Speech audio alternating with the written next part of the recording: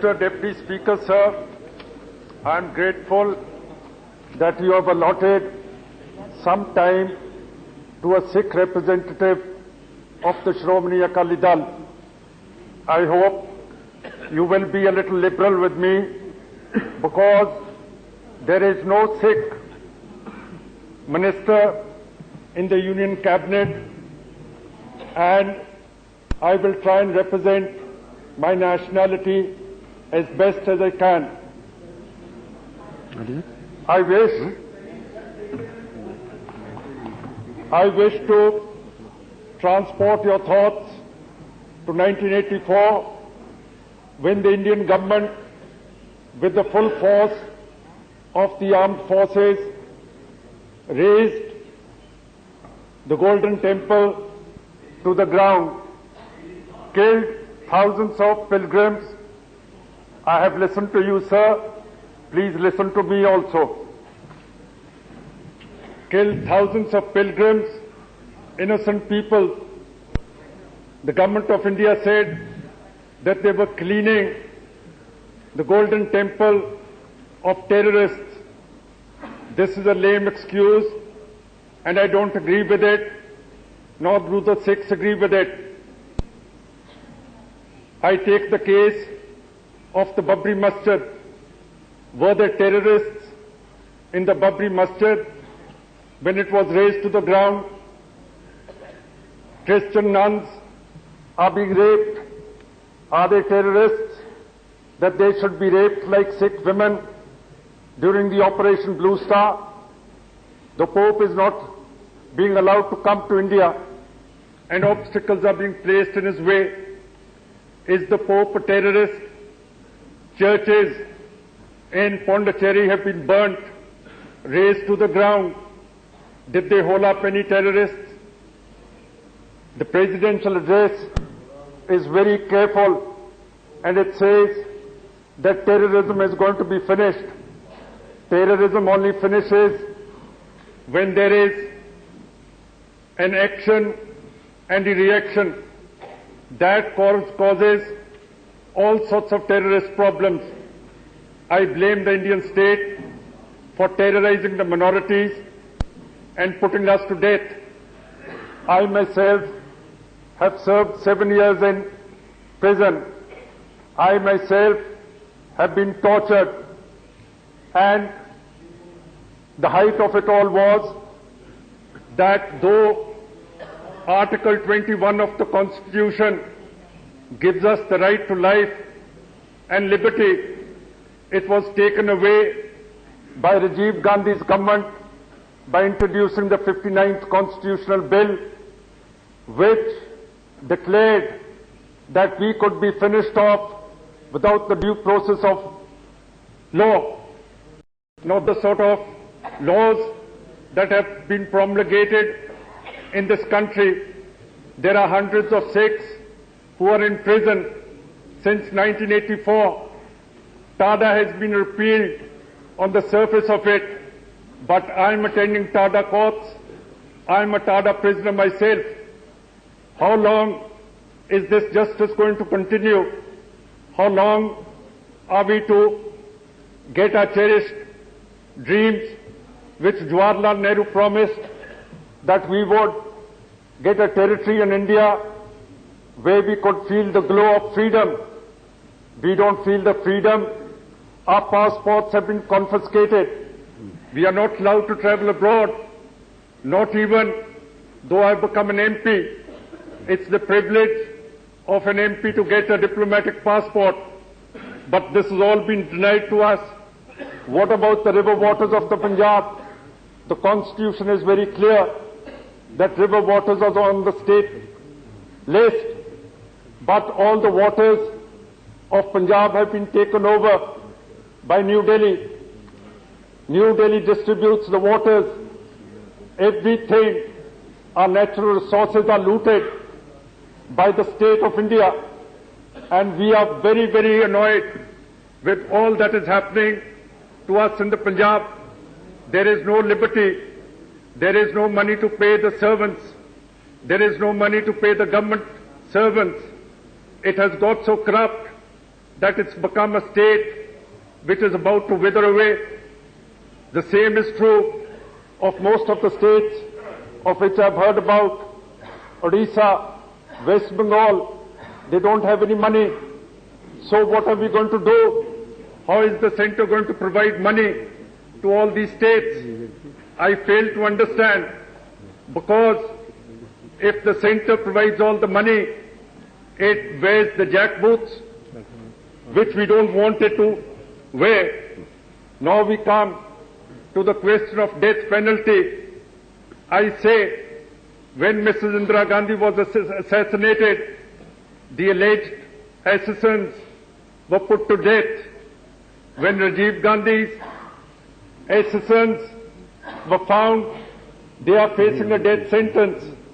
But what about the 1984 massacre of the Sikh people? Why didn't the state take care of the murderers, Titler, Harbhajan Lal, and the company, Sajjan Kumar? They are still at large. No, please. No, Sir, the question is, they have murdered us, and they want to subject us to violence. Mr. Speaker, sir, they have committed genocide. These benches have committed the genocides of the Sikh people, and they want to reduce me to silence. No. It will never be done. We will speak out. If they want to face us, they are welcome to face us anywhere. But they can't shut us down. That's impossible. And I'll not allow myself to be shut down by some demonstrators in Parliament. This is a speaking house. I've heard them patiently. Let them have the guts, the patience to hear us also.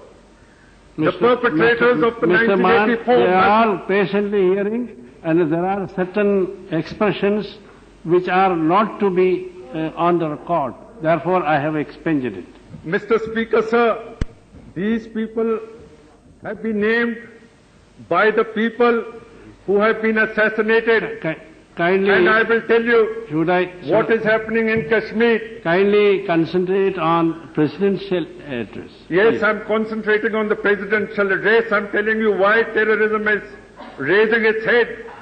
These are the reasons that the state itself has started committing terrorist acts. No people, my people, who were massacred in 1984, none of the perpetrators of that violence have been brought to book. What greater shame can there be? I say, sir, that these political murders must be accounted for. And I wish to tell you from our experience that when Maqbool Bhatt was hanged in Kashmir, was hanged for Kashmir, militancy started in Kashmir. And when Satwant Singh and Kehar Singh were hanged, the Sikhs became militants. Now, I don't want the Tamil people to become militants. 4 people are on the death row from Tamil Nadu. 1 is a woman. If they are also executed, I dare say this will arouse Tamil nationalism, and I would be very grateful. I think this, Mr. Mann. I've heard you. I've heard you. Sit down. Oh, we've heard you. You are the... Hey, Mr. Mann, please. Genocidal people can't talk. Please. It is not too much. These are the facts. Mr. It Mann, has happened to me. please. Mr. Mann, those expressions are expelled. There are expelled. This kind of things cannot go on. I am sorry to say that there are no important... Mann sir, wait a second, let me continue. but he must understand the restraint of language in this house. That is why I was telling him. He must restrain. There are some expressions which causes much more problem in the country. That you should keep in mind. That's all. You may be... There are certain expressions... Speaker, sir, yes. I want to speak about the Sikh people. There are no cabinet ministers. There are no Supreme Court judges. Why is this discrimination carrying on with this present government? which vows that it is for the Sikhs and the minorities. Today, the Christians are scared, the Muslims are scared, the Sikhs are scared. Is this the sort of polity we want in India, where the minorities do not feel safe? What about the Steen killers? That person hasn't been brought to book as yet. What about the other people in Gujarat? What has happened to the Christians? Are we to understand that the authority of the state doesn't run down to the states where these murderers can be caught and brought to book? This is all that is happening before this August House. I'm sorry. Please, no. I'll sit down when the speaker tells me. When you become a speaker, then you tell me to sit down. Don't interrupt him. I won't. Don't provoke him now. No, conclude. Mr. Mann, please Sir, conclude. please control your Congress benches. No, please. They can't shut me. No, please. They have committed the genocide of the minorities, the Sikhs. Please. And it is a fact that they have committed the genocide. And I would rather say that New Delhi ought to extend a new hand. We want the Constitution.